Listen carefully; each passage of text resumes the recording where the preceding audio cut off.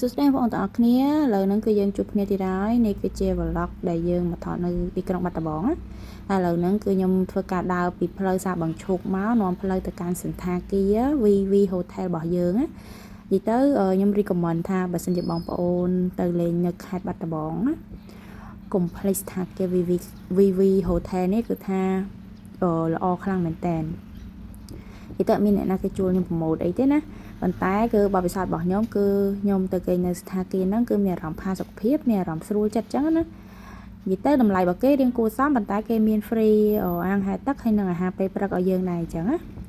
ហើយពេលដែលយើងចុះមកគឺនៅចិត្តផ្សារតែម្ដងនៅជាប់ផ្សារណាត់តែម្ដងហើយទៅពេលដែលយើងចង់ទៅផ្សារបឹងឈូកក៏យើងដើរដល់ដែរអញ្ចឹងណានិយាយទៅគឺយើងនៅចំកណ្ដាលកន្លែងញ៉ាំអីហ្មងគឺថាងាកទៅណាកូនស្បូររបស់ញ៉ាំណាឥឡូវហ្នឹងគឺខ្ញុំធ្វើការដើរនាំផ្លូវទៅហ្មងនោះនៅមុខយើងខៀវឆ្វេងដៃហ្នឹងនិយាយទៅបើសម្រាប់អ្នកដែលធ្វើការនៅហ្នឹងគឺខ្ញុំ rate ឲ្យ10 ទៅ 10 ហ្មងសុជីវធម៌និងការទទួលភ្ញៀវរបស់ពួកគាត់គឺមានអារម្មណ៍ថាកក់ក្ដៅហើយគាត់រស់រានរាក់ទាក់ខ្លាំងមែនតើហ្មងយកទឹកដាក់មួយភ្ញៀវឥឡូវហ្នឹងគឺយើងបានមកដល់ស្ថានភាពរបស់យើងហើយគឺបងប្អូនស្រួលរកខ្លាំងមែនតើហ្មងហើយឥឡូវនេះគឺខ្ញុំធ្វើការនាំផ្លូវមកកាន់បន្ទប់របស់ខ្ញុំហើយខ្ញុំនឹងបង្ហាញថាបន្ទប់ហ្នឹងស្អាតប៉ុណ្ណានិយាយទៅគឺខ្ញុំអត់ចេះតែនិយាយទេបើថាស្អាតគឺថាស្អាតបើអត់ស្អាតគឺថាអត់ស្អាតដែរអញ្ចឹងណាហើយឥឡូវបងប្អូនចូលមើលសភាពបន្ទប់ទាំងអស់គ្នា Hello ស្ដីបងប្អូនទាំងអស់គ្នាឥឡូវនេះគឺយើងបានមកដល់បន្ទប់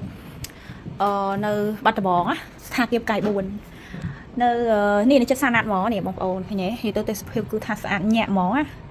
នេះគឺជាប្រភេទស្ថានភាពកាយ4ហើយមើលនៅក្នុងបន្ទប់គេគឺបាច់ចែកឃើញអត់ហើយនិយាយទៅគឺស្អាតមកនៅក្រៅអីឡើងប៉និតហ្មងណានិយាយទៅគឺសំនឹងតម្លៃមកហើយបើកន្លែងនេះវិញគេមានយកមកឲ្យយើងនឹងចេញទៅក្រៅទៅឡើយនេះទ្វារគេប្រកបណាបើកមិនចេះ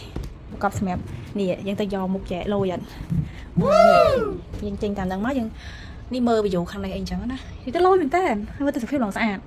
តិចអ្នកមកបាត់ដំបងមិនលេងបាត់ដំបងអត់ដឹងថាកន្លែងហ្នឹងមានស្ថានភាពកាយ4ស្អាតអញ្ចឹងណាទេសភាពស្អាតណាមានវីដេអូស្អាតចេះនេះអូយនិយាយទៅមានន័យមែនតើហ្មងស្អាតអត់ខ្ញុំបងប្អូនឥឡូវហ្នឹងគឺយើងមកដល់កន្លែងអាហារទឹកនេះអីស្អាតល្អអីអូយមកហាយទឹកសុំ relax មើលមកអ្នកស្អាតស្អាតHello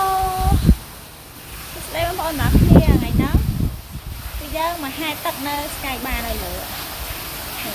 អាហារទឹកទៅតំណងថ្ងៃហ្នឹងគឺ private តែម្ដងទៅមាន2នាក់អីទៅហត់ទៅដល់អស់ចោលហត់បានតិចតួចទៀតខ្ញុំលោតចូលទឹក